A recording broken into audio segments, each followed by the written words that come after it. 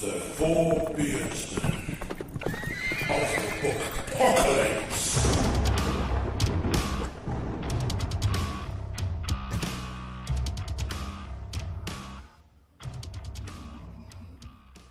Hello, hello, hello. Hello. Welcome to the Four Beardsmen of the Book Apocalypse. We are joined by RJ Barker. Hello. Hello, sir. We like RJ. You're in sort of into your fourth trilogy now, I believe it is. Fourth trilogy, 10th book, and this is actually a 3-book year for me. So by the end of this year, it will be 12 books. So that's impressive. I just really like to write. There's nothing I'd rather be. It's what I do. It's my hobby as well. It's which is probably really unhealthy. But Yeah. I think 3 of us on this panel do have a writing background and probably a very questionable search history. Among the right people. That qualifies, doesn't it? Yeah. I mean, Charlie may have a questionable search history as well. Like, no one's judging. Yeah. Right. It's nothing to do with This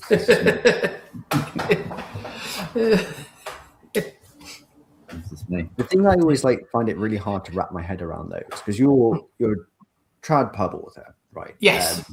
And you have a 3-book year coming up, but it means that you've written these 3 books, not this year. So you had a very busy year or couple of years. I don't know. About 2 years ago, I had a really busy year. But my agent I think he has 4 books that he's just holding on to that are ready to go because I never stop. I'm constantly doing things, and he's constantly telling me it'd make his job a lot easier if I would slow down, please. He has other authors apparently, which I think is quite rude. But there you go. Anyway, we just I do. I write a lot, but I love doing it. So, and I tend to be writing a new thing as before I'm finishing the last trilogy. So the book that's just come out, Morton's Peril. That was smooth, wasn't it? That was very smooth. Yeah, very, very smooth. I wrote that between the Warlords of Weirdwood and Heart of the Weirdwood. I wrote a book. That was going to be my question, actually, whether you finish the series, but you intermingle. Yeah, usually what happens is by the time I'm reaching the 3rd book of a trilogy, I'm really sick of it because I don't like rules and I'm having to obey my own rules. And I find it really annoying. And I'll have an idea. And with this one, Morton's Peril, it was a really clear idea. It was this all works. And I'll write in quite a manic way. So I wrote that book in 6 or 7 weeks because it was there and it was straight at it because it was fun. It was what I was not meant to be doing, which is always more fun than what you're meant to be doing. So, and also the Weirdwood books are I don't know if any of you've read those, but they're hard books. They're not a fun read, and they weren't particularly fun to write, and they're very high concept. There's a lot of stuff going on in them that I had to think about a lot, and I was also really ill while I was writing them, which didn't help. So I just kind of desperately wanted to escape. So when this idea popped up, and it's funny, which my books generally are not funny, and it was like an escape. It was like just sort of having a bit of a holiday, and it was just really, really fun to do. And I can hear the character in my head, and I was just like, I'm off, bang, and that's my favorite type of writing, really. Yeah, I completely agree with that. The enticing side project that there's always one. Always. DB is the beardsman who's the serializer. He's the one who can churn out project after project after project. So similar to RJ. Me, I'm I'm a slow plodder. Like this one needs to get done before I go on to the next one. But I can finish a little bit. So the Corsair, my Sky Pirate Fantasy, that's with the proofreader, which means I can write something else. Yeah. And I'm totally absorbed into something else at the moment. I don't think speed really matters. As long as you're comfortable and not putting pressure on yourself. Like I wouldn't say to anyone, try and keep up with me. And at the same time, I as writers measure it, I'm not that fast. I'm only like 1 deci Tchaikovsky, which is the measure of how fast a writer can go. Adrian puts out like 10 books a week. So I'm not. Adrian actually lives quite near me. So we're does he? Right. Yeah. So I see him. So I have that to measure against. So I'm just constantly aware that actually I'm really slow. I'm not speeding. I thought quite funny. You both sort of got a great output comparing notes with each other. We do the thing that's coming out at the end of the year is science fiction, and when I'd had the idea, it's three novellas, and I had the idea for the last one quite clear in my head, and I've told this anecdote loads, but I think it's a really good one, so I'm going to tell it again and hope you've not heard it. And I was excitedly explaining to Adrian my idea about this world with this sort of hyperspeed evolution where creatures combined into each other to get things done and then broke apart and became other creatures. And Adrian's a lovely man, and I finished him, and that sounds brilliant, but I'm releasing a book called Alien Clay next week, and you might want to read it. And Alien Clay, it's basically that. It's the same thing. And I was like, but Adrian's coming at it from like a really doing the research on ecology and evolution. And I'm coming at it from the Commodore 64 game Head Over Heels, which it's a very different way of doing things. And he's really generous as well, because he just said, but you got to write it because I want to see how you take that idea and do your thing with it. And then he said, I'm not the first person to do this anyway. It's not like I own this idea, but I do. There must be something in the water up there. Yeah, I think a lot of times ideas are just out there for the gathering. And there must be stuff happening, and they kind of converge. And it's like I've never been interested in writing, doing like IP work because as rules, as I said, I don't too like many it. rules. But I did quite like the idea of writing a Predator script, so I wrote like a treatise for a Predator script and just left it on my hard drive. And it's more or less Prey. It was really uncanny when I watched Prey. I was just like, wow, this is what I wrote. This is and it's just so. I mean, either they came to my house when I was sleeping, hacked my computer. That's probably it. Our stuff is just out there, and those local rooks have been spying on you. So. And this one, Mortimer's Peril, is a murder mystery in a fantasy world, and I know a lot of people are going to go, "Oh, that's very much like the Tainted Cup." Were you? I've already been asked, were you influenced by the Tainted Cup? Which I wasn't, because this was written before it came out. In fact, I did a panel with Robert Jackson Bennett, and we were talking about detectives because the Tainted Cup was just about to come out, and I just finished the first draft of this. And it just seems like things are just there, and you kind of grab onto it, and a few will, you find similar ideas coming through, which I think is really cool. Different ways of doing the same thing. You know, friend of the podcast is Doug Lumsden, and he did a series of hard-boiled detective fiction in fantasy. And you're right; it's a genre that just sort of goes. Yeah, I mean, that crime is my big love. That tends to be what I read. Rather than fantasy, I like crime and I like science fiction and history. I've read a lot of fantasy in the past, but those tend to be the things now, which is why we have this. I was going to ask about this fellow RJ Dark that I've heard a bit about. We don't talk about RJ Dark in this house. We've got a restraining order. He's not allowed here. He's in the next episode, right? No, you traitors! How could you? Yeah. So a version of me has got crime books coming out, and then science fiction at the end of the year. So that's definitely on my my TBR list. So yeah, I just really like to write, and I don't like to say I'm a fantasy writer or a crime writer or a science fiction writer. Because it's the act of words that I like rather than And that was going to be one of my questions. Did you see yourself coming from a certain genre? But you've kind of answered that it's more the stories that come in, and then they.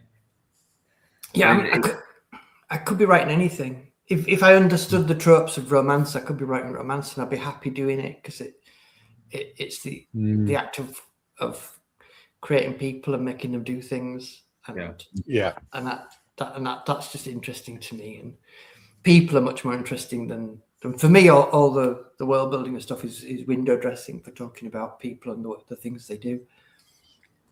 I mean, your romance pseudonym could be R.J. Starkers, perhaps. It's good. Yeah, that'd be quite saucy. My wife has a number of times said that there isn't enough Regency romance for her, and she would quite like me to write some. So I might do that. Look, RJ Darcy, maybe. I don't know. RJ Darcy. Yes. I expect us to be in at least the dedication of this series. Definitely. Yeah. If that ever happens, you will be there. Yes. But were you more of a true crime fan or crime fiction? Are you both? Crime fiction, and I particularly like American crime fiction. Yes, tends to be my draw, and I really like the kind of the American idea of the detective with a really dangerous friend. So we go back to Spencer by Robert B. Parker, and who had Hawk. Because Spencer's quite dangerous, and then Robert Crace is one of my favourite writers who does the Elvis Cole and Joe Pike books. And I don't know if you've ever come across LA Requiem by him, but that does really clever things with point of view, and that made me think about how to write in a really different way. So that really interests me. But I really like just making stuff up as well. That's why I really enjoy doing fantasy, because there's no rules then. Like if you write stuff in our world, people know what it's like. But if it's fantasy world, you can just make stuff up. Yeah, or you know, we're throwing some authors down to historical elements, and they come back saying, "Oh, that's not accurate," or "That never happened." And like, it's called historical fiction. Loads of my friends are historians, so I'm way too scared to write historical fiction. Yeah, because it just like every time somebody came around for a drink, they'd just be like, "You know that thing you wrote? Well." Not sure. All right. I did once get the most lovely email about the bone ships. It was effusive in its praise of the books and how much the writer had loved them, and he sailed tall ships. Right, that's what he did, and it had the best ending paragraph of anything I've ever received. I wish it had been a letter because I would have framed it. It just said, "You caught the feeling of the sea so well, and I enjoyed it so much that I entirely forgot you clearly know fuck all about sailing." Yeah,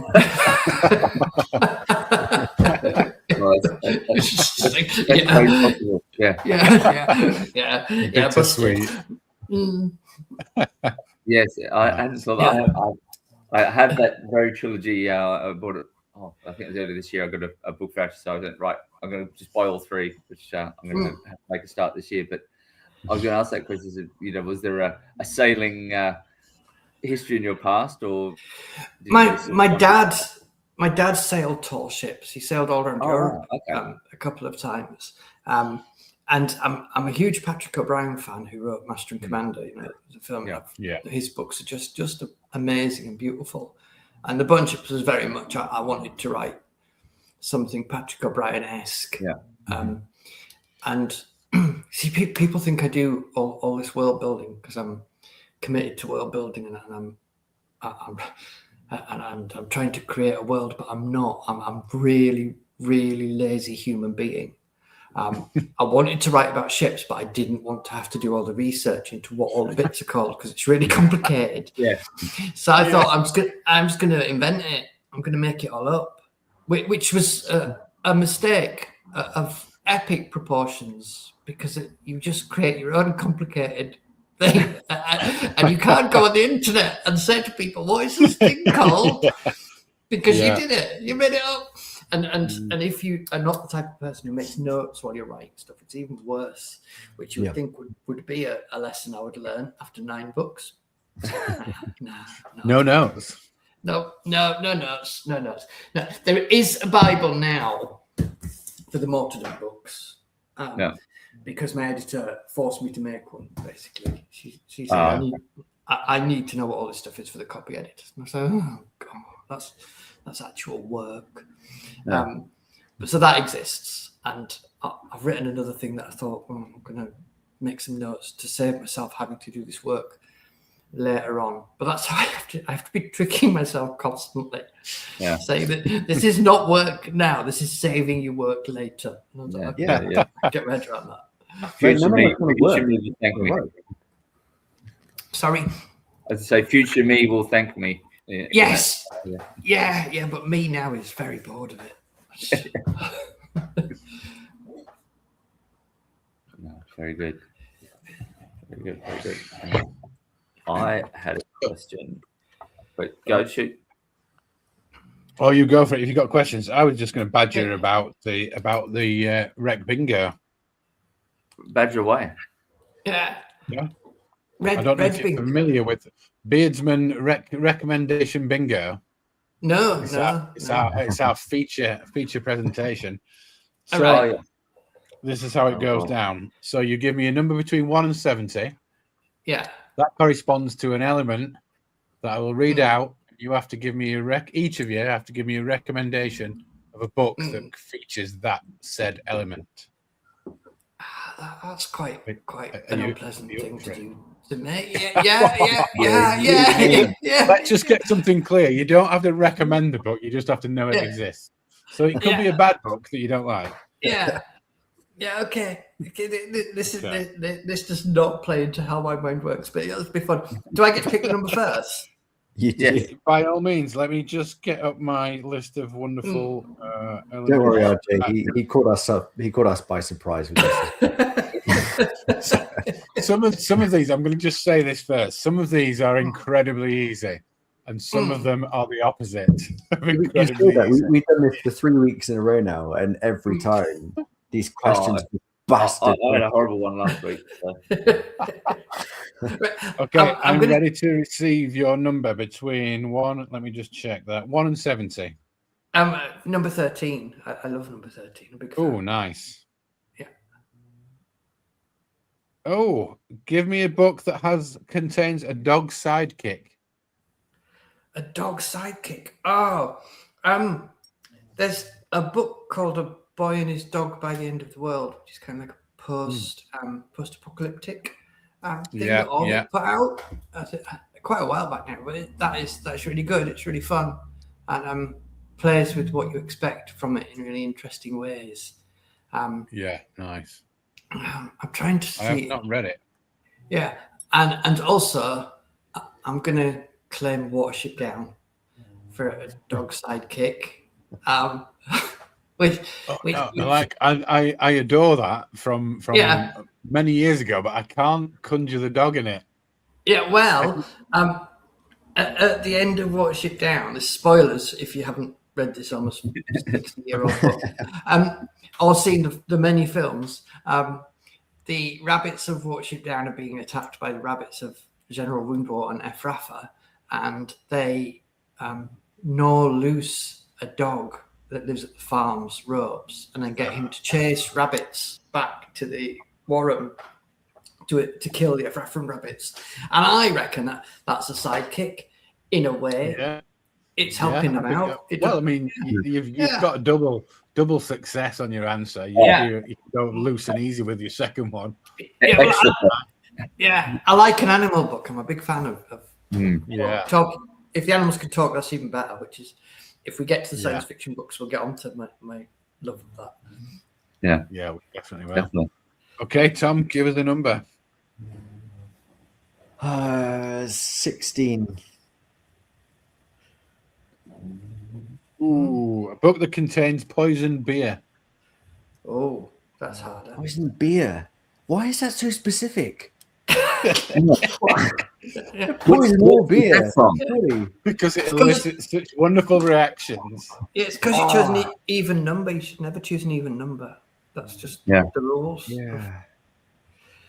It's like choosing a song in a major key. It's never going to end well.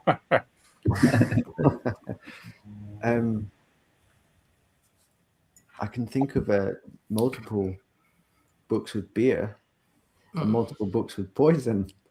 It's uncommon for the twain to combine. Yeah. I think the first book in the Tipsy Pelican Tavern series has poison beer by a guy called August. It's like a blend between like a manga and a long form novel. It's sort of cozy fantasy, but not. I can't remember if I think they can have that. No, I think they do because there's a beer contest, and the main character's beer is tampered with. Yeah, well, yeah, I think that qualifies. Yeah, I'll give you a point for that. I was going to say, I think plenty of books with bad beer. Who was it? Was it Michael R. Fletcher had that quote about what defining grimdark was like? There was sort of, if it's sort of rich and nutty, you're in a fantasy book. And if it tastes like horse piss, you're in a grimdark book. I forget the whole thing. It's quite funny about the whole defining by what you're drinking, what book you're in. I'm remembering it badly. Does it have to be a book? Could it be TV? You can go TV. You have to go TV if you get desperate. Yeah. Because I suspect you could just say Midsummer Murders for that and be non-specific. Definitely likely to have happened. There had to have been some poison beer at some point. I mean, there's death by pianos and various other things. So why not? Yeah. Okay, Charlie, hit me up. Okay, I think RJ's not go. I'll go 21. Good number. A friendly ghost. Oh, a friendly ghost. Well, well, you love this I'm sure there's a Casper book somewhere, but that's too easy. Yeah. More Carol. See how we engineered that to happen because we're so slick. Yeah, that was seamless. Yeah. We might be bending the definitions, but I think it works. Definitely. But the only way you can know for definite whether it works is by going out and buying it and reading it. Absolutely, yeah. You've heard it first, folks. Yeah. Just for research purposes. Yeah, and then leaving an Amazon review saying 1 star. I was promised friendly ghosts. This is rubbish. There's no friendly ghosts whatsoever. Yeah. You clearly know fuck all about friendly ghosts. Yes, that's fair. I don't think anything else I'd read recently that had friendly ghosts in. There was what was it? Chase. Well, we spoke about him earlier, Doug Lumsden. There are some ghosts or spirits in the Alexander Sutherland series, and spirits, and even these. I've just got his arc of his third book in the Shade the Collector series, which is a sort of a guy who's 12 cats. He's a werecat, so he can transform into 12 separate cats. But that's quite useful. Yes. Yeah.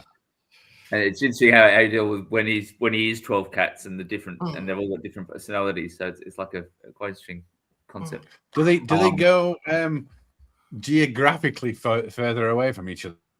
Or they can do, but he can send them off to doing certain things. But I know one if one was lost, then you actually become smaller. So until they're all back, you don't gain your good. So it's like 20% is this, split over all the cats. But but there's lots of spirits in that as well.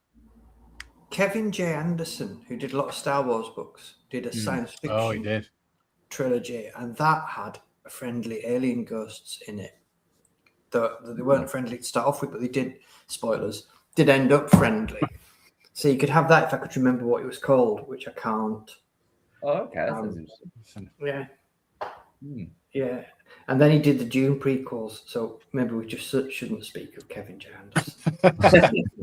Maybe let's not. Is that time to move on to your next round then? Yeah. Yeah, go for it. Oh, do we go again? We do 3 rounds. All right, 3 rounds. Oh, right. Okay. I think I'll go high this time. Yeah. I'm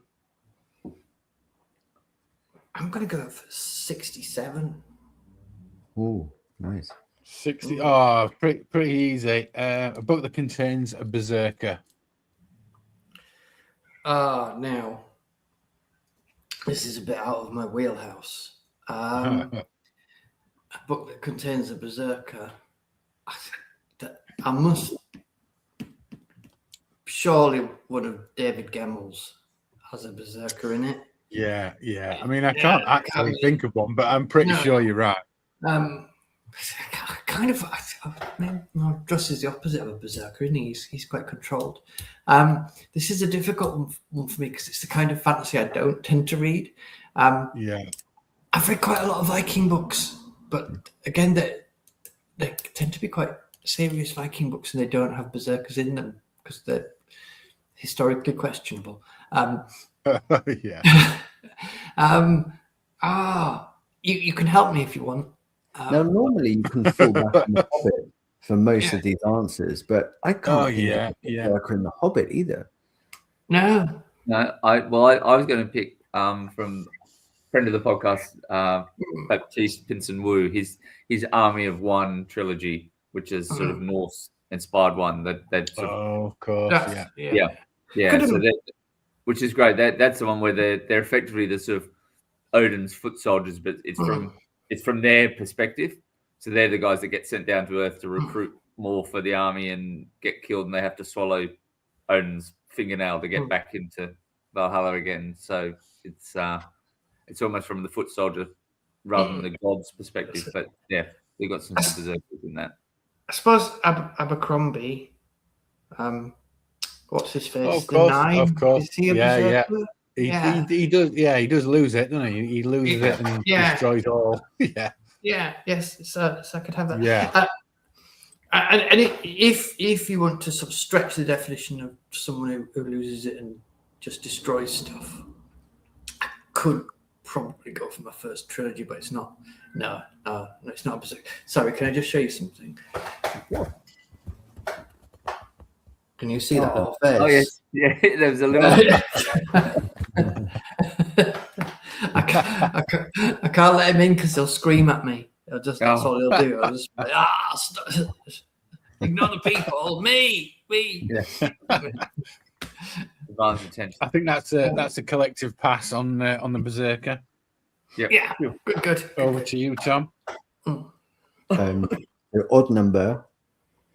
I'll take We've that. got to keep it odd. 33. Oh! I was going to choose 33 as my next one, so that's a good number. I like that. So bear in mind, all these are open to your unique interpretation. It's not like a book poison contains cappuccino. A naked main character. Well, naked main character. Okay. Oh. Ooh. I'm half expecting RJ to hold up another book. Yeah, I can't fit mine into. No, mine that doesn't work. That's a hard one. It's hard. Yeah.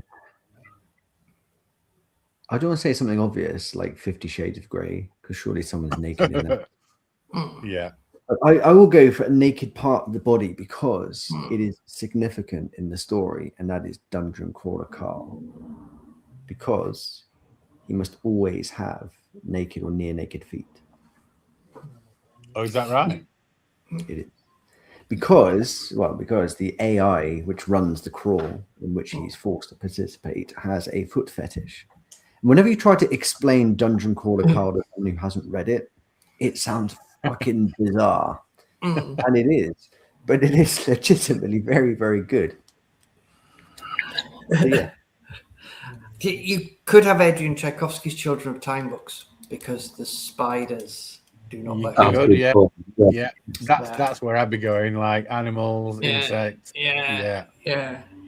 And we should just mention that book anyway. Throw that book in at any opportunity because it's incredible. Absolutely. It's disgusting. They're all disgustingly good. Everything he does is, He's disgusting human. Yes, he should be stopped, really. But I tried He's a menace. Tried poisoning him with spider venom, and it just made him stronger.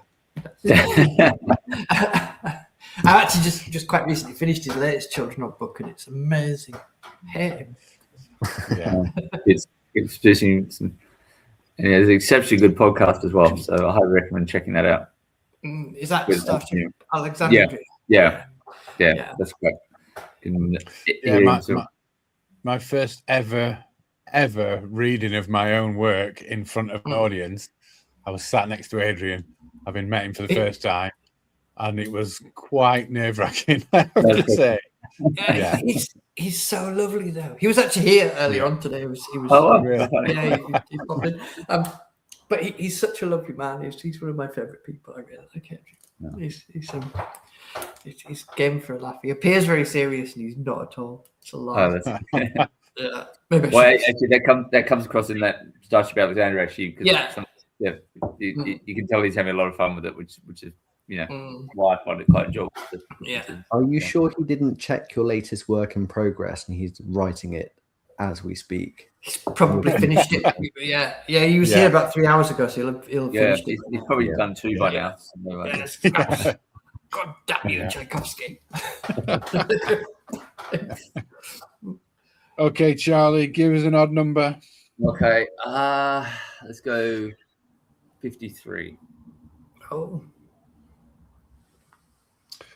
A character whose home is destroyed while away. Oh wow. Okay, let me have a think. You can go to Lord of the Rings for that, can't you? Yeah, absolutely. That would be one. This is a bit like Mornington Crescent, isn't it? It is. Yeah, I quite like the idea that there's some tactics going on. Yeah. Do you announce a winner at the end? It's generally very non-competitive, to be fair. Well, I think if I do this again, we should do competitive book bingo. We'll hold you to that, and we'll get brutal. Yeah. Oh goodness. Our first thought was actually we do the Christmas quiz, which is pretty brutal. Oh yeah, the Christmas quiz. If you're around at Christmas, I'll do it. I'll be terrible at it. We do them on Writopolis, which is the podcast I do. It's very foolish. We do the 1-star quiz where we have 3 teams of people trying to identify books by 1-star reviews. Oh, that's a great idea. Nice. We've done it for about 6 years, and every so often someone else will do it, like an inferior version of ours. But it's really weird how often people get really bizarre 1-star reviews and they manage to get the book from it. It's just, how did you do that? It's properly impressive. I always win, and it's been alleged that I cheat. What? But I don't cheat because we have an independent adjudicator who is also on my team. But that's not with it. Well, I think we could always throw back in the Children of Time again because there's distractions. The ants and the spiders. So and also I feel a little bit like we need to have some kind of buzzer, like in QI. If we mention Lord of the Rings or The Hobbit, we go. That's a good idea. I don't think I've got. I wonder if I've got my.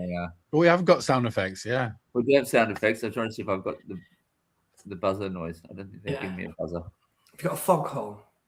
I've got a gong. That's cool.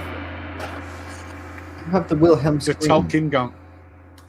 Oh yeah. Oh, we've got the screamy man. That's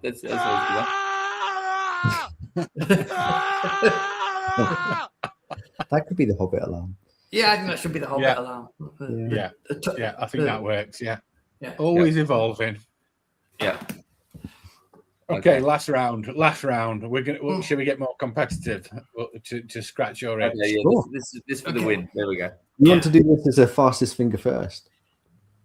Oh, yeah, we could. Yeah, I want to do that. Yeah. I'm going to choose 43, which is the age I sold my first book. Maybe published my first book. I don't know. See, this is either Google messing with us, or kind of some kind of manipulation. So get your fingers on your non-existent buzzers. Yeah. Give me a book that features alien technology. Oh, Children of Time. Adrian Tchaikovsky is first for that as well. But actually, I don't want to scupper myself here. But is it alien technology? Because nothing in his books is alien, is it? So it's mutated. So yeah, it's not necessarily alien. I would go for Ian Banks. Consider Phlebos. Oh, I'm sure how you say it. I was going to say what I'm reading at the moment, Butcher's Folly by Nick Snape. That's alien technology. Yeah. I was going to say Under the Dome by Stephen King. So points all round, but RJ was first. Yeah, he was first. In a competitive death round. That maintains my 100% win rate from the Write Up List 1-star quiz. Yeah, you can hold your head high. Yeah, and I didn't even need the independent adjudicator. Hopefully he's tuning in somewhere. Yeah. Okay, Tom. Oh, heavens. Right.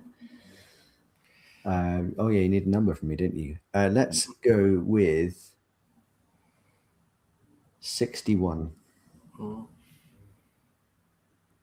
Oh. Should be quite easy, I think.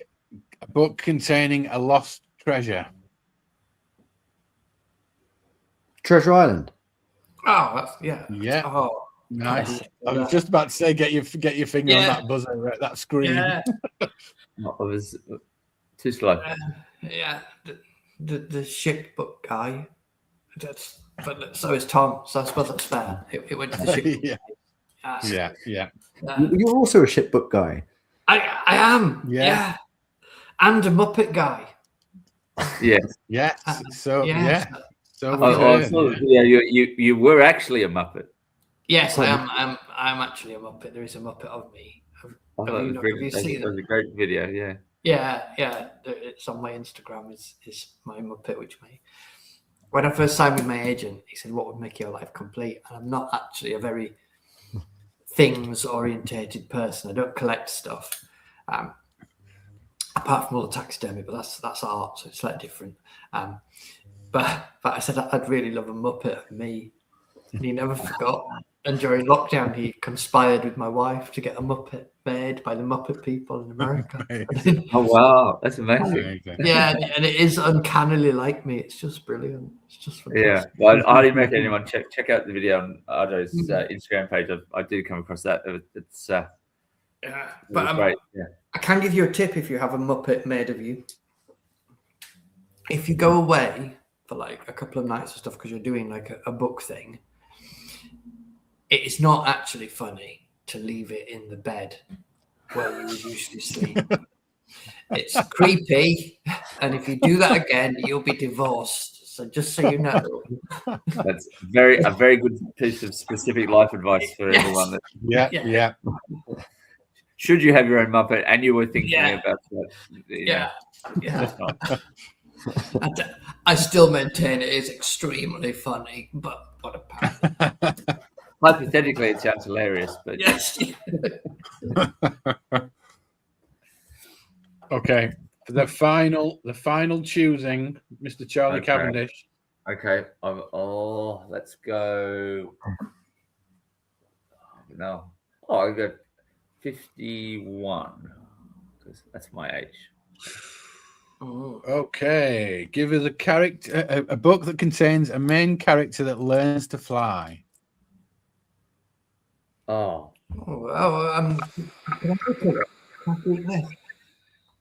Icarus and Daedalus. So yeah, they learn to fly, albeit not very well. Yeah. One of them. They failed, but they did learn. Yeah. Well, I've been outclassed. Yeah. Could you argue that Skellig is a book where a main character learns to fly? Oh, I've not read that, so I can't say. But it's on my list of books. It's all David. What's his name? David Almond. Boy finds a man in his garage, and it turns out the man is actually an angel. And he goes from only wanting to eat 2 dishes from a Chinese takeaway to turning into an angel and swooping into a window and saving someone's life. But he has to learn how to fly. So he learns, yeah. He grew wings. Yeah. I think that's a better winner. Yeah, that sounds literally learns a quicker winner. Yeah, I think that's more highbrow than mine. So it should definitely win. Nice. Thank you for indulging my little quiz. I do enjoy it. So that was lots of fun. I liked that. No, and categorically won by your good self. So yes, absolutely, which is only right. Yeah. Is that Alexa joining us? Yeah. I don't know what she had to tell me. She might tell me to water the plants, actually, which I have a lot of reminders to water the plants because I'm quite forgetful. Yeah. Well, I was going to ask when we mentioned Muppets, and that led me to one of my questions I had earlier. That I think it was a Blue Sky post recently that you had a very interesting lineup of your Muppet defense team. Oh yeah. I thought about that way too much. Which I applaud. I think having Beaker as your closing argument was I thought for me personally as a toss between that or maybe the Swedish Chef, but I think he could go as well. Kermit, your man of the people. Definitely. All rounder. But my leading question was, what was the crime that you needed the defense team in the first place? I definitely didn't murder anybody. Don't even. Why would you say that? No. I'm glad you cleared that up. So yeah. But it's a scandal that I was ever put in front of the court. It's probably that RJ Dark fellow. Yeah, definitely. It was not me. I did not. I did not do that. No, but I love the Muppets. Did you watch the new Muppets that came? It was on a while back. I haven't heard yet. Now, my wife, we watch Muppet Christmas Carol every year. That's like a ritual. We do that. Yeah. But she never actually watched the Muppets. Oh, okay. And I don't think I prepared her for how what's great about the Muppets is that it's really bad. And I could see her watching it thinking, this isn't funny, and this isn't good. And then there's a dance sequence in it with Rizzo the Rat that is probably I have not laughed that much in years. All of us were just reduced to tears by it, and I go and watch it just for that. It is one of the greatest things you'll ever see. We need more Muppets in our life. They're a force for good. Definitely. The Muppet Christmas Carol is the superior film adaptation. It's the most specific. It's most correct of them. Yeah. I don't know why anyone is bothering making any more Christmas carols when that exists. It's just like, why are you bothering? And they constantly are for some reason. There's one now. Yes, with Johnny Depp. Yeah. Which they seem to be sort of talking about it like it's a prequel, but then when you read about it, it's not. It's just a Christmas Carol. Yeah. But I won't be watching it because I have the Muppets. Why would I need to? Yeah, exactly. But anything else would be inferior, clearly. I feel like we could go for a prequel, but maybe it would be more of a musical, like Hamilton style, with Muppet. Oh, I think we just need to put the Muppets in charge of the world. That'd be much. Yeah. You know. I've just noticed. Let's face it. Yeah, it would. Yeah. The scrolling across the bottom that says I'm a legendary fantasy writer. Yeah, well, we've learned that that's not correct, haven't we? No, because you're not a fantasy author. No, and I'm not legendary. I'm entirely real. I'm not. Well, I don't know. There's things you can do with AI these days. Yeah. You could be a construct. No. Was that Alexa talking before, or your other? Yeah, was it somebody doing the prompts to get me? Yes, stuff? Keep going. That's like leaving the white text in the. I think I saw something. It was I don't know if it's true. It was some professor had done that with catching the students out. He said, "Well, 32 of the class have all failed because he put a white line of text in the question that made it when the students got AI to write the essays." I won't be a second. Somebody is at the door. Just 1 second. It's not Adrian, is it? No. Yeah. Adrian. He heard us talking. He said, "Oh, enough of that." I just finished your next book, motherfucker. He's just there with a raven. That's quite funny. But yeah, now that you have this whole professor written this line of almost like coding, so that all of the students' works are about rubbish in the actual essay. Oh, right. 1 second. Sorry, if you're hearing this live. I didn't mute it. Someone's. I think he's just engineered this to prove that he is real. I think this is a real life situation going on. That'll let you in. All the AI that we arranged to do this interview. And I was just confused on the loop. That sounds dramatic. Sorry, my neighbour had locked herself out, and I've got a spare key. So she'll be back in a second with the key. So you should invite her on.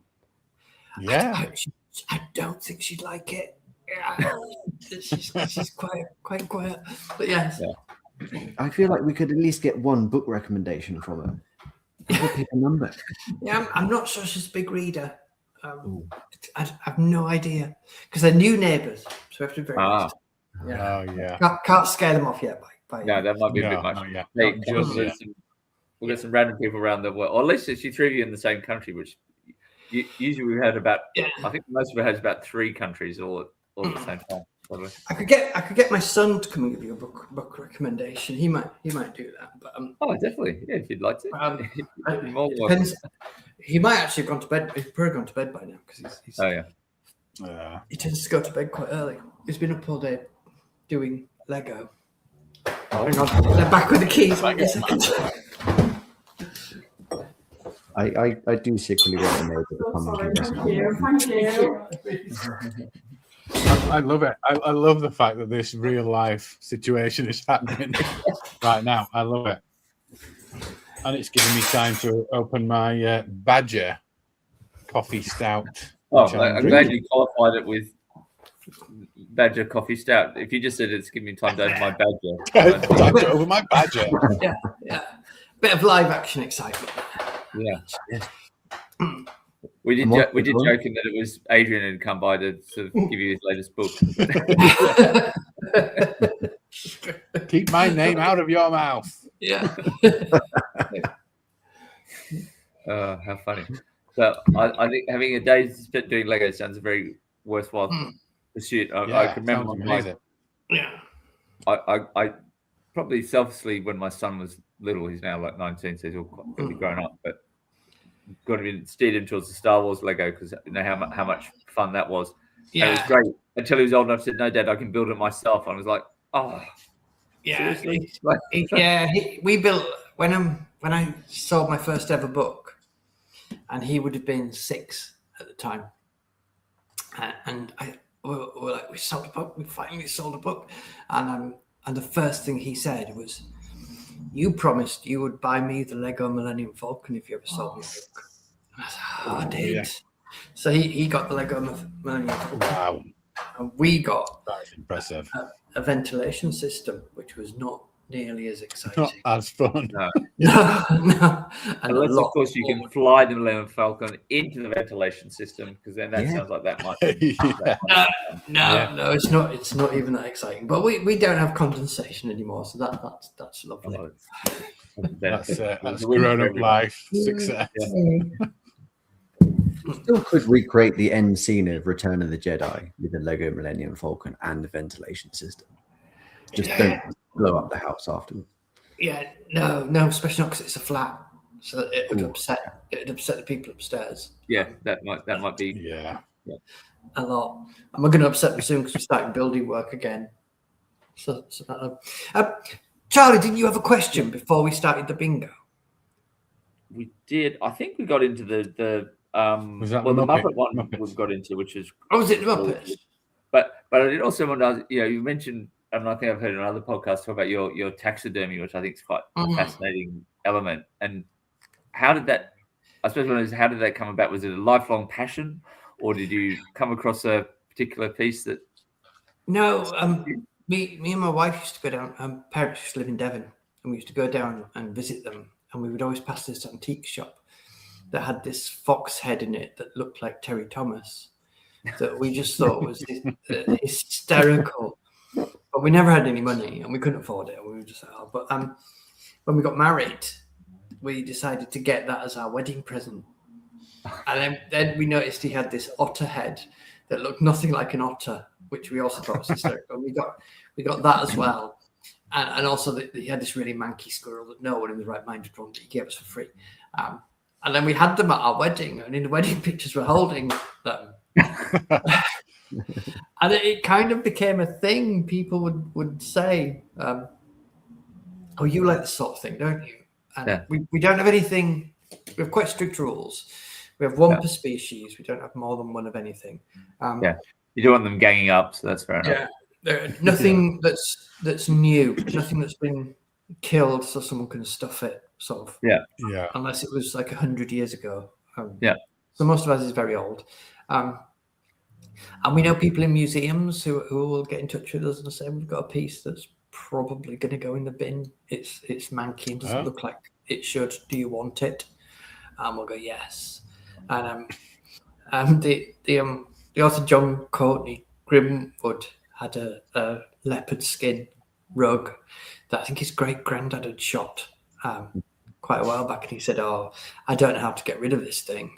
It's quite manky now, and also I've got like an emotional attachment to it. So I don't just want to throw it out." And everyone's just going, "You need to contact RJ Barker. He will give that a home." and we do. It lives in our house now, and usually it's actually it wears these headphones that I've got on. Hilarious. Yeah. So because my wife alters them all slightly. Yeah.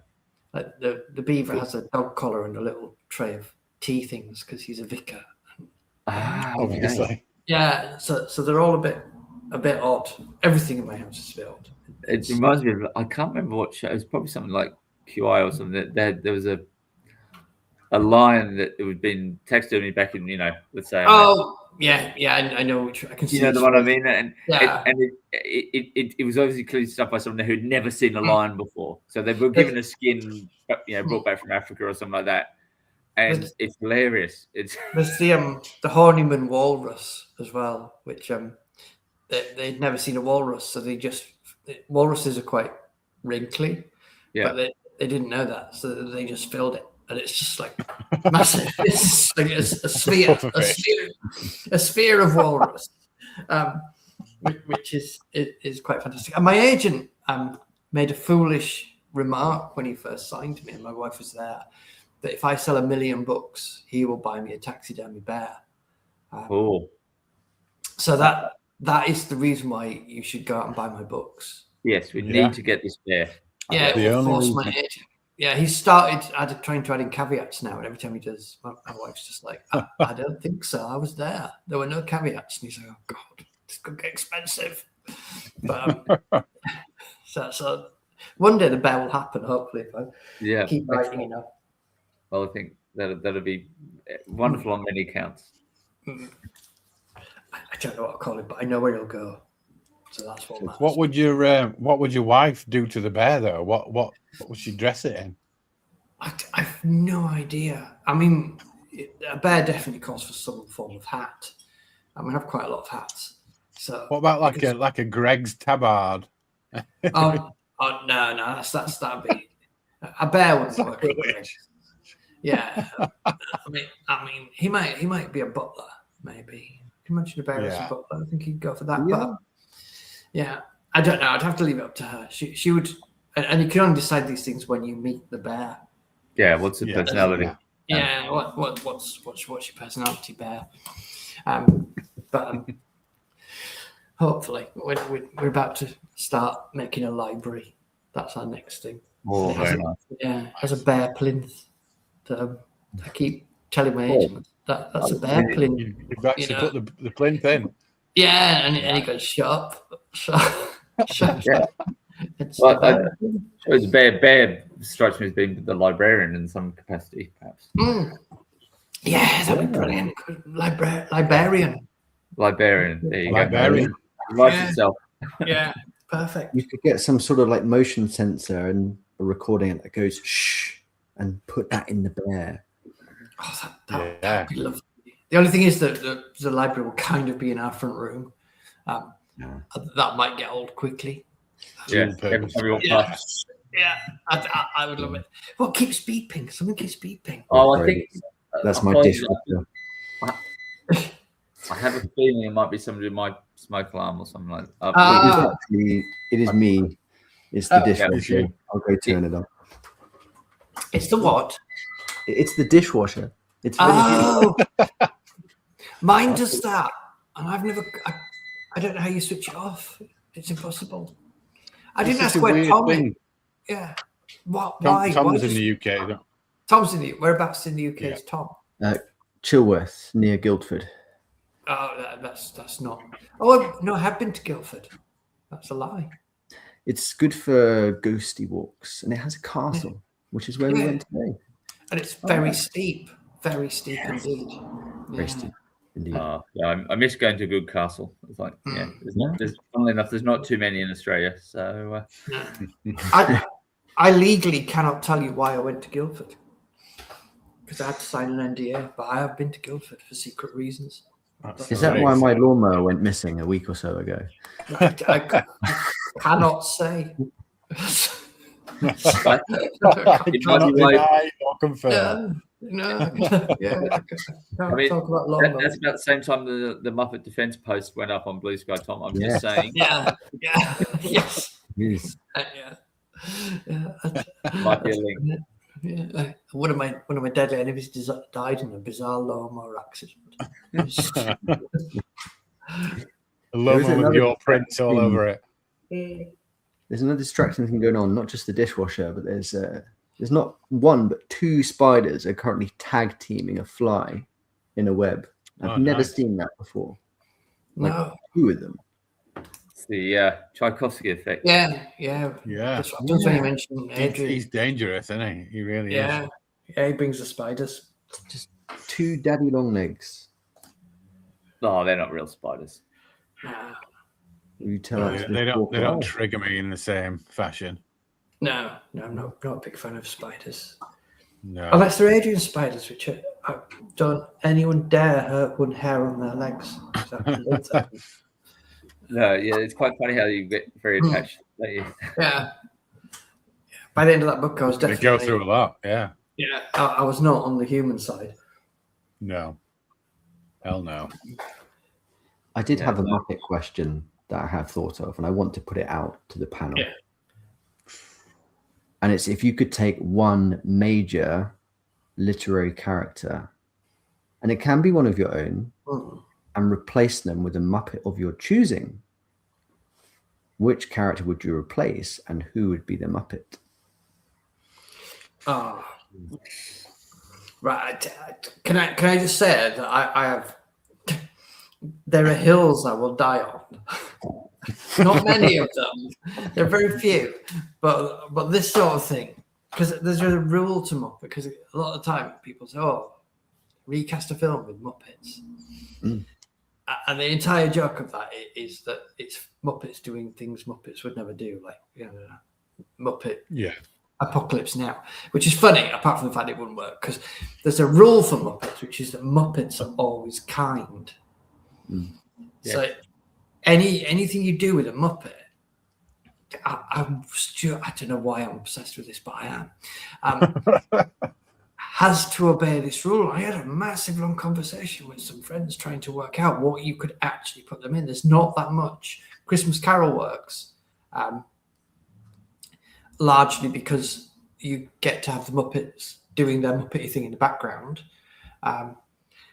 Treasure Island, I think, works for the same reason. Though the actual island was the sword fights don't really work in it, though. I would say possibly avoid Muppet sword fights. I would dearly love to see Muppet Pride and Prejudice with Animal as Lydia. I think that would just be perfect. But my choice, and I speak as someone who's given this an awful lot of thought, is what I think would work really well is Around the World in 80 Days with Phileas Fogg recast. I'm not quite sure. I mean, my dearest desire is to put Gonzo in everything. I also, when it suggested 80 Days, I went to Gonzo as my go-to there.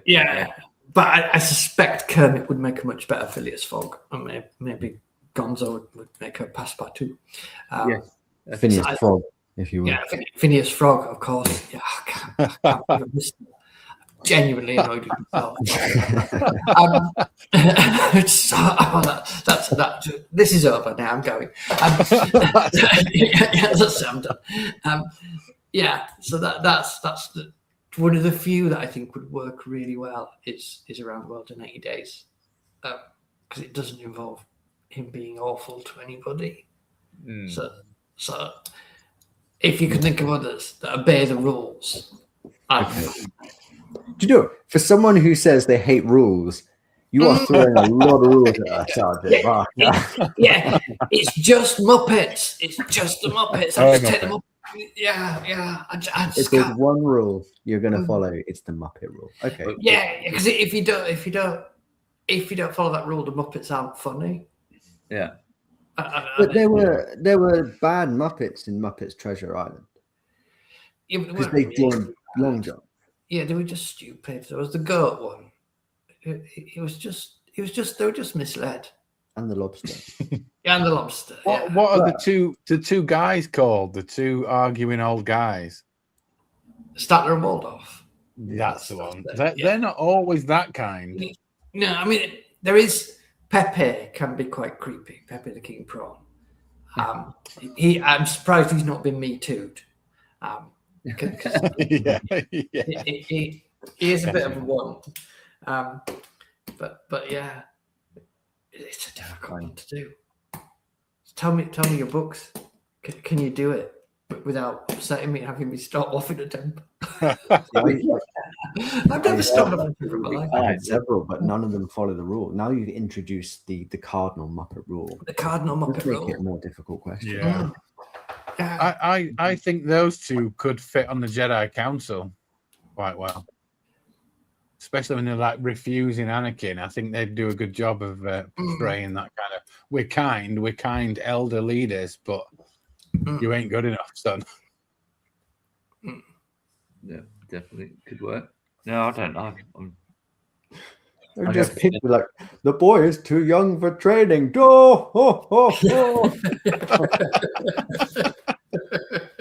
And then some chickens just run across the screen. Yeah. Anakin, you've come before the board. I'm bored.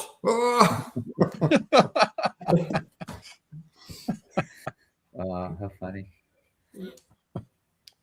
Yeah, you couldn't do Muppet Star Wars though, because someone would have to play Vader, unless you go the Tim Curry route, because Tim Curry was Long John Silver. Yeah, where Muppet didn't have to play him. Yeah.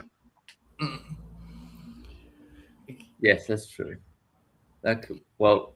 So I think in that case, Vader in this film would be maybe Dominic West. Yes, he could be a good one. A Vader-esque. I can see him in a kind of he's the only human in a cast of Muppets. He's got power. Strong as well. To be fair, Muppet Stormtroopers never have to kill anyone. Yeah. Because they would never hit anyone. You couldn't do the scene with Luke Skywalker's family though. No. You forget how absolutely horrific that is. It's dark. Yeah. The bigger when you come in to find your home destroyed. Yeah, and your parents burned to death. Skeletal on the Yeah, it's really creepy. Yeah. Anyway, come with us now. Yeah.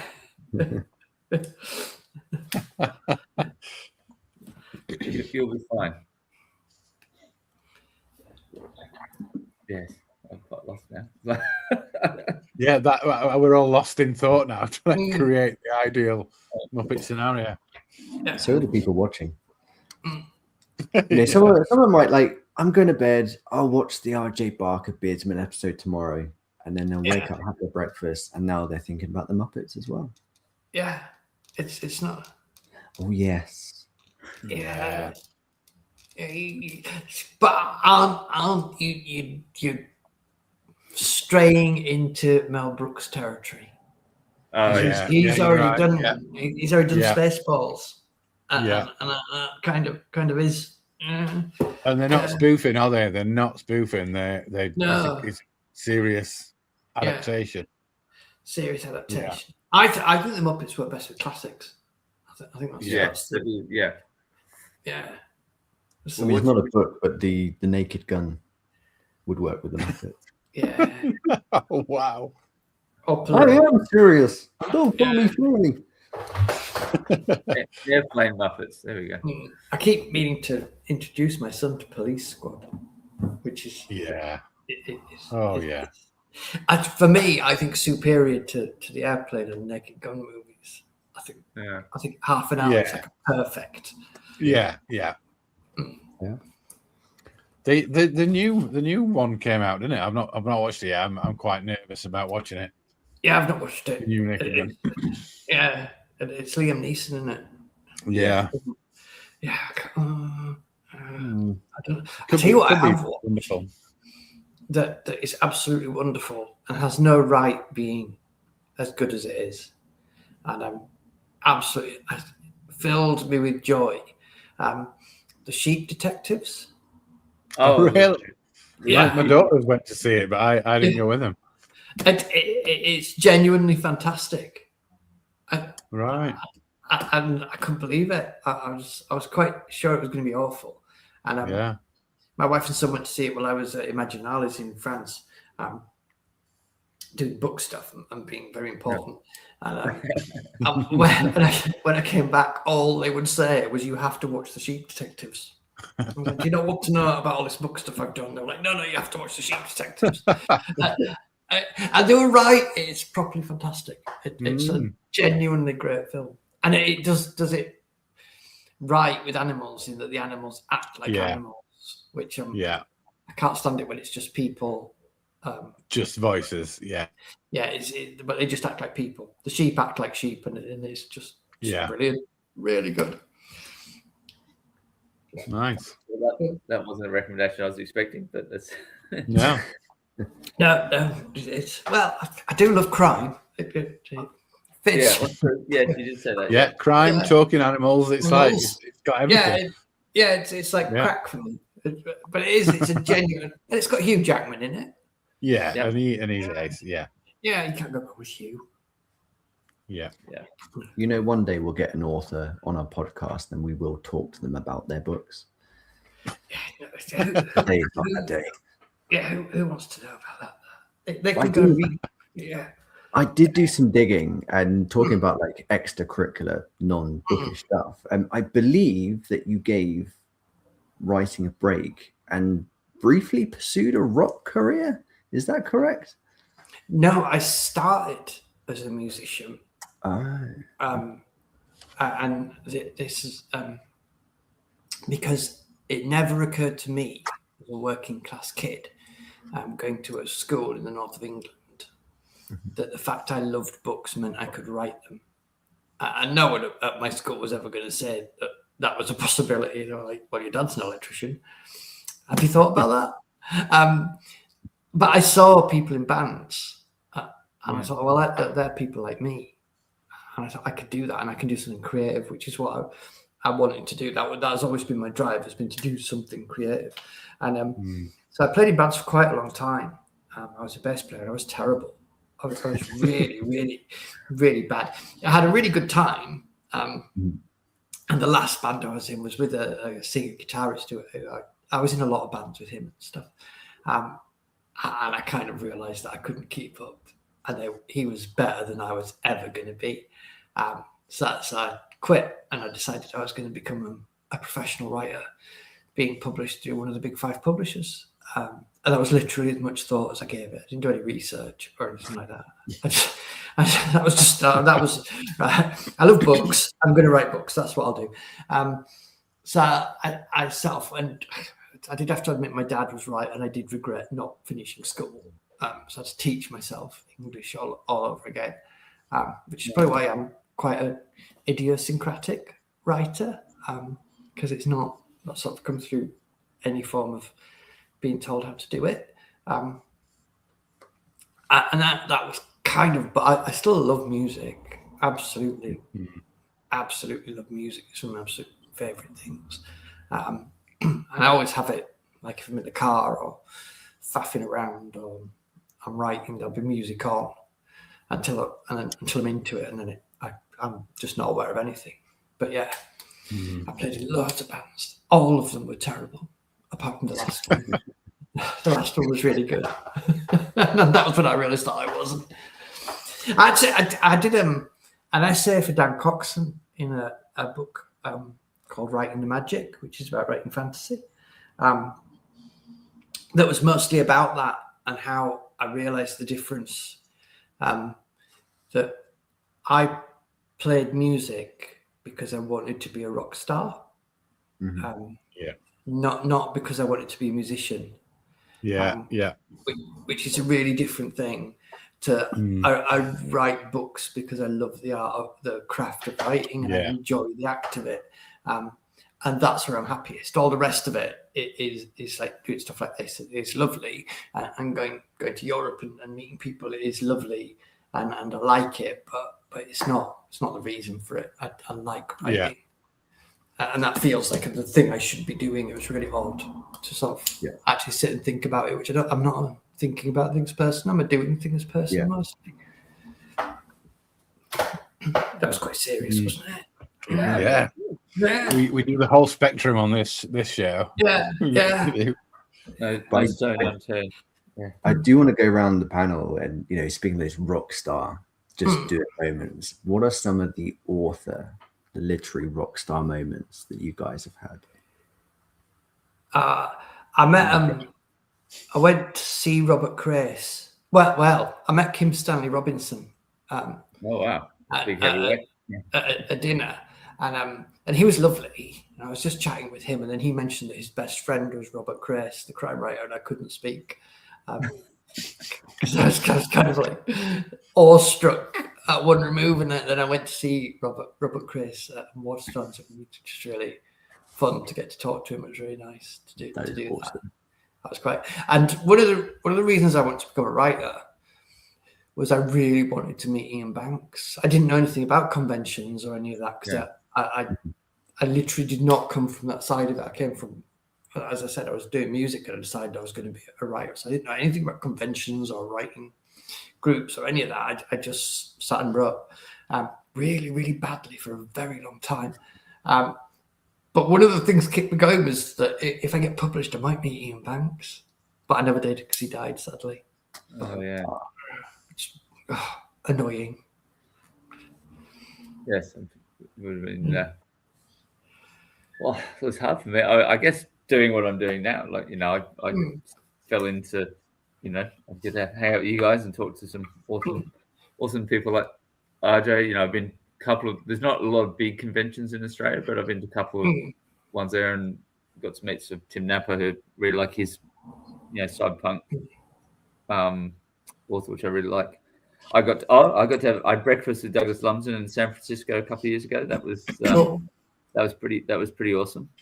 All from just being bored in lockdown and going, oh, okay, well, I love books, and then I similarly, I knew nothing about self-publishing, didn't know, and just listened to. I said there must be some book podcasts, and sort of listed a couple ones, and then there was a couple of authors there who said, oh, well, the book's come out. If you want an arc, reach out. What's an arc? Oh, that sounds good. Did that. They sent me a book, and then here I am later doing what we do now, having chat to you guys. So that you rock star in my view. We got to meet a few years ago in London. That's actually the same trip when I met Douglas. Yeah, had a beer with a few other authors that joined us, which was pretty cool. It's amazing. And sometimes I feel like, and there's nothing wrong with doing this, but sometimes people start out down like the book blogging, the podcast route, and it's let's do this, build a following, and then I'll be a really famous indie author, right? Whereas we kind of done it the other way around. We're already really famous authors, right? Top of our game. Yeah.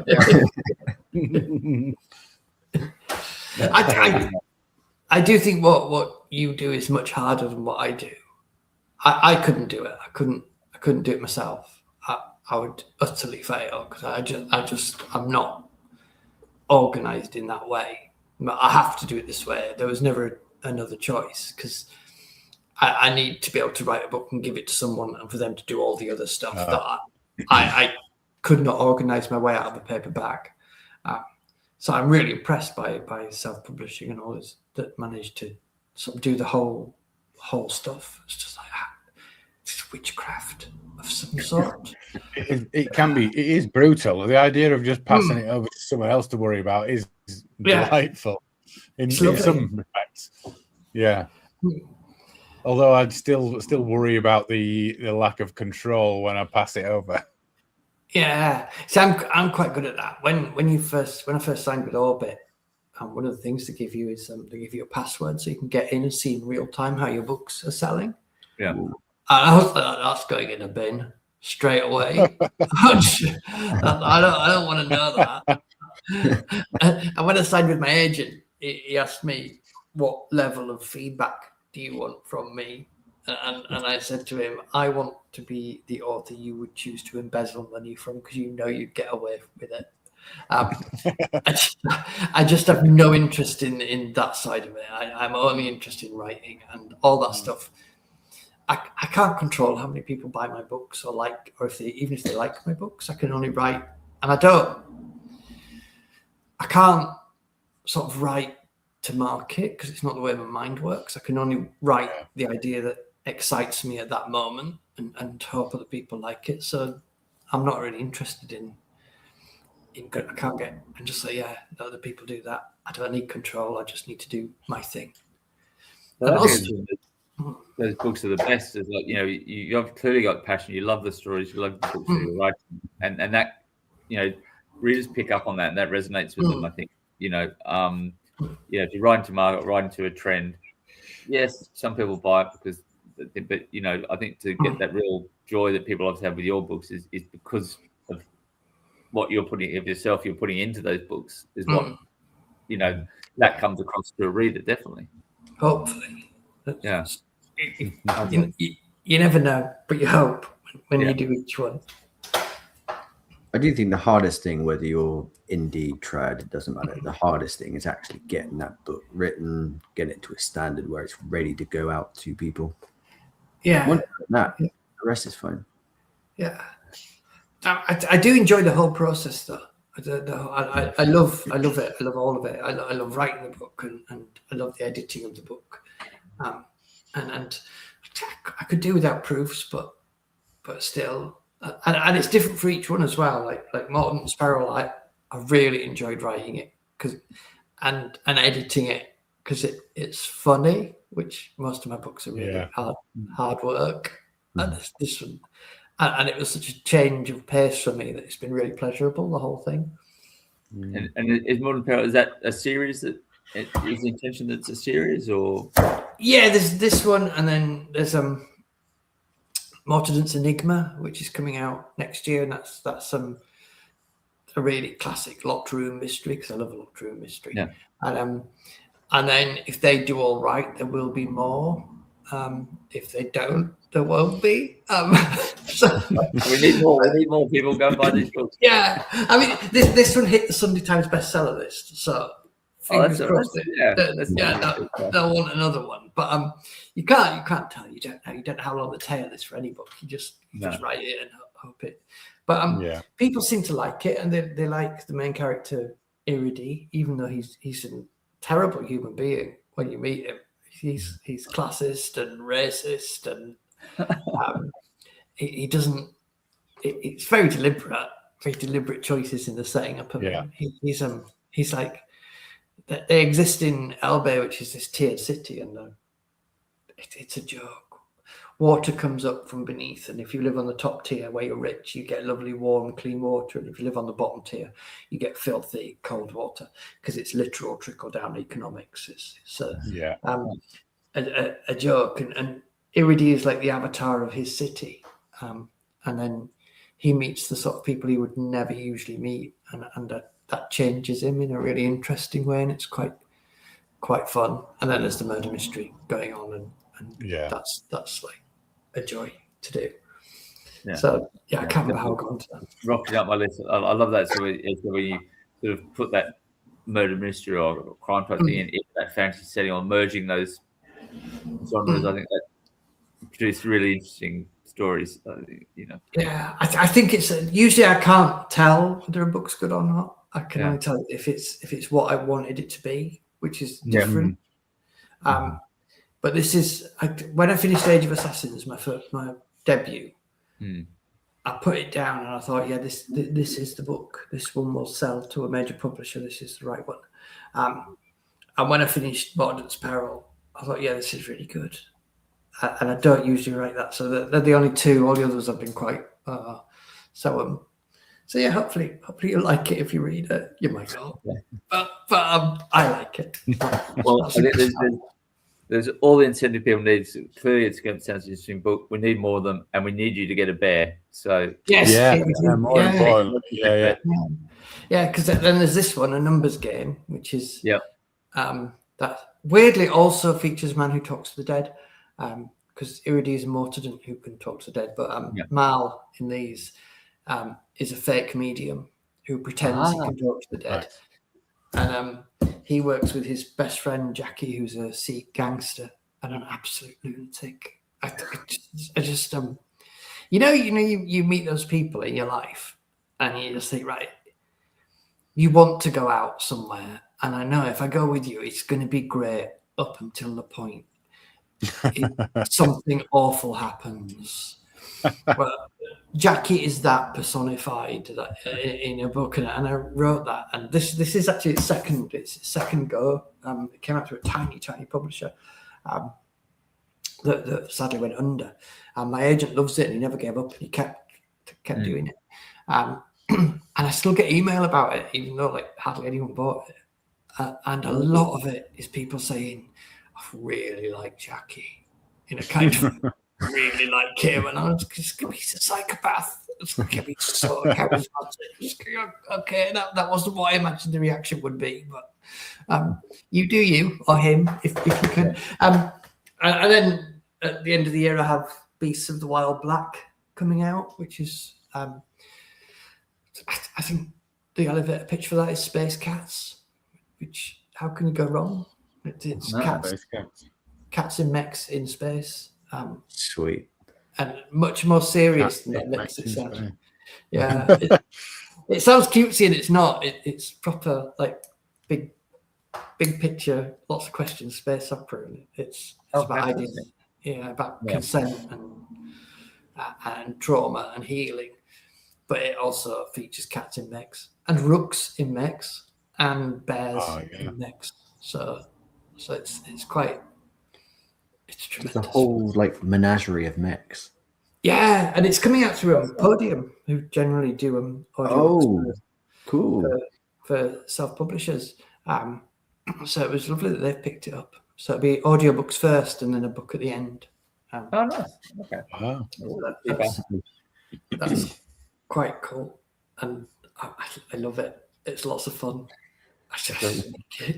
You cannot get bored writing Cats and Mechs. It's just not possible. No, every time you start writing, you're just like, this is brilliant. And did you say that's this year, or is that next year that's coming out? December, the first one, Beasts of the Wild Black, comes out, and then I think, and then Pride of the Wild Black comes out in January, and Lost in the Wild Black comes out in February, so they'll be quite quick. So just in time for Christmas? Just in time for Christmas. There you go. Yeah, that's the audiobook to get your loved one. It's also the only book I've written that my son has read by me. Which is if you can get a 15-year-old to read a book, I reckon that gives it kind of a seal. Yeah. Hell yeah.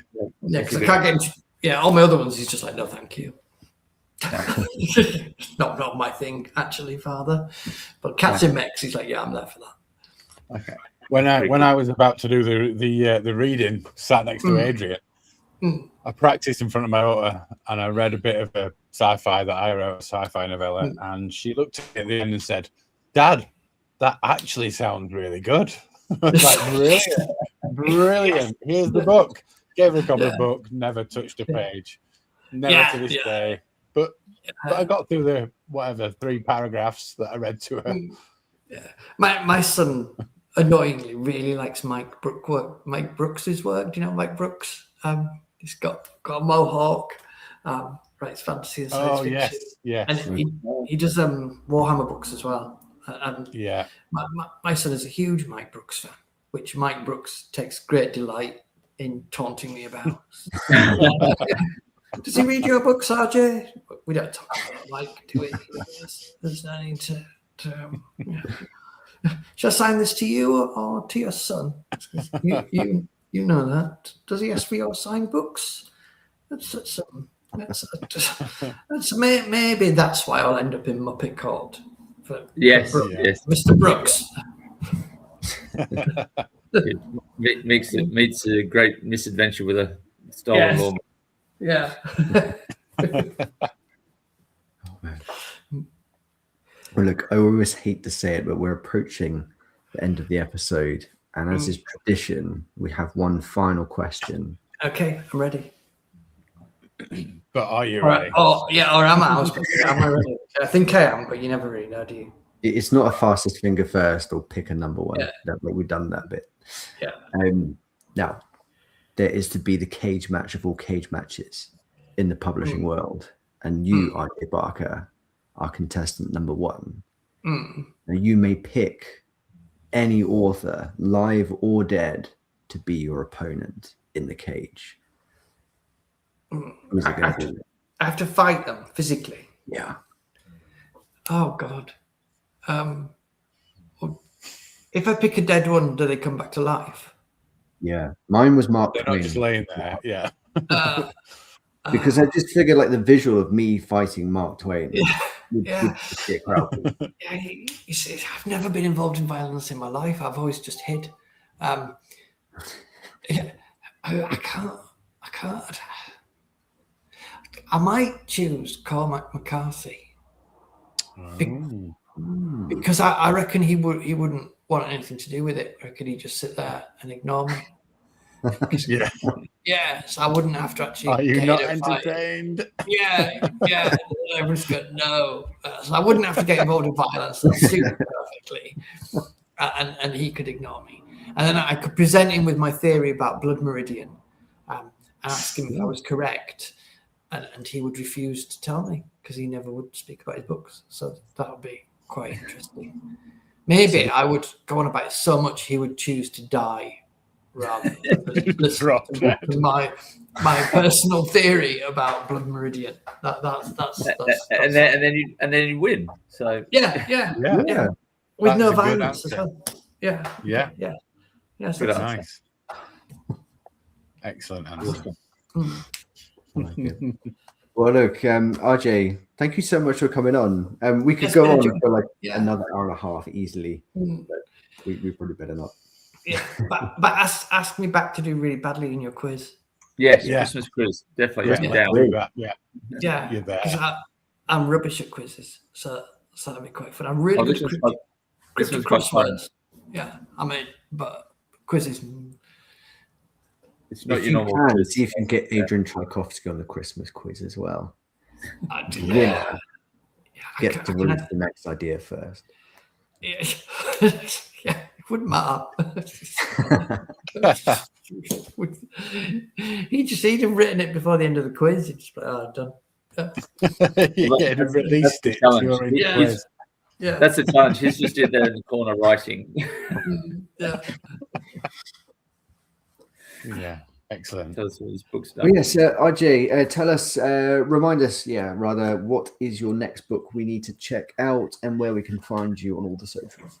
Oh, right. You can find me on Blue Sky as RJ Barker. That's probably the best way. I have an Instagram, but I don't particularly understand it. I just am much confused.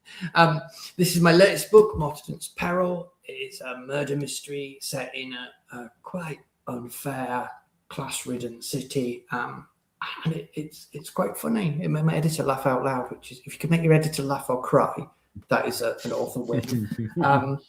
And then after that comes a numbers game that's released on the 19th of August. Okay, very soon. This is based on a northern council estate, and it's about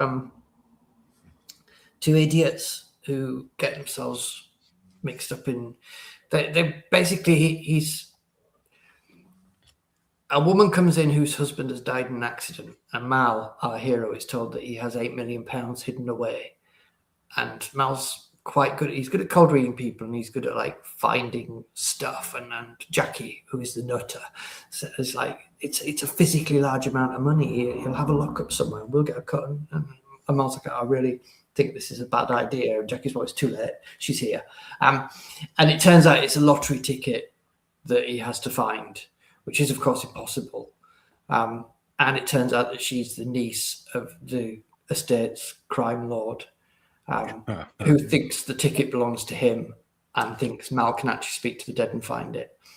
And there's also some Russian gangsters who don't want him to have that money because it will upset the balance of power among the criminals.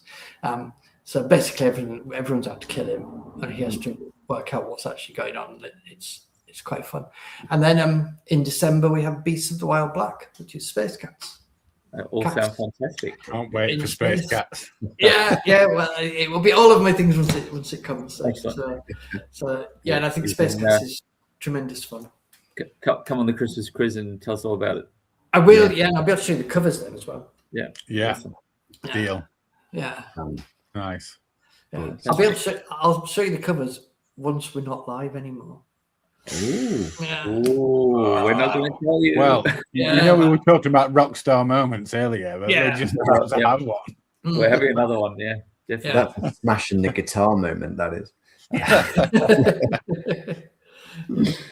Nice. And we're still booking guests, so watch this space. We're going to be back in August. Yeah, we're going to a couple people lined up. Have you had James Alistair Henry, who wrote Pagans? No. See if you can get him. It's tremendous fun, and Pagans is probably my favourite book over the last year. It's an astounding bit of work. It made me very cross reading it because I didn't think of that. It's really good. And he also wrote Bob the Builder, so Really? Yeah. Wow. Yeah. That is amazing. It is. If he can get Bob the Builder as an answer to DB's quiz. Yeah. Nice. Yeah. Fantastic. Well, thanks for joining, whether you're watching live or tomorrow or whenever you watch this. But RJ, thank you again for joining. It's been lovely. Yeah, thank you very much. It's been a pleasure. Wonderful chat, and we'll see you all very soon. Take care. Take care. Thank you.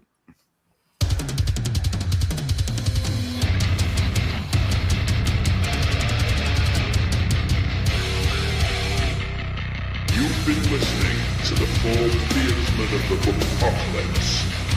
Like, share,